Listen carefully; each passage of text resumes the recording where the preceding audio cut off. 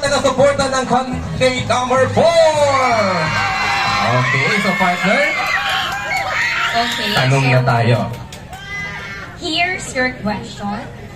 Sa iyong palagay, ano-ano ang mga mabubuti at masasamang dulot ng social media sa mundo, lalo na sa gaya mong kabataan? Again, sa iyong palagay, ano-ano ang mga mabubuti at masasamang dulot ng social media sa mundo, lalo na sa gaya mong kabataan?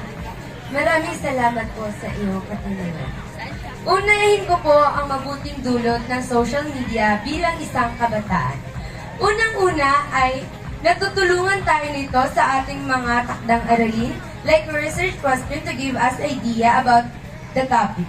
Then, it gives us communication sa other country or other lugar na malayo sa ating pamilya na nakakatulong sa atin morally and emotionally, so hindi natin sila mamimiss if malayo tayo sa kanila.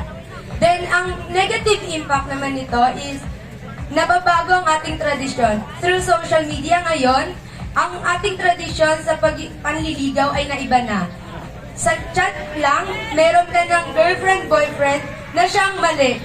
Dapat po, kung mahal nyo isa, ligawan nyo ito ng personal.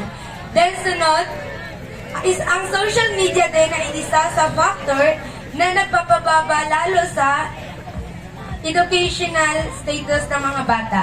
Lalo na uso ngayon yung ChatGPT na siyang nagbibigay agad ng sagot. Ang mga bata ay hindi na nag-iisip ng tama dahil umaasa na lang dito. Yun lang po at maraming salamat.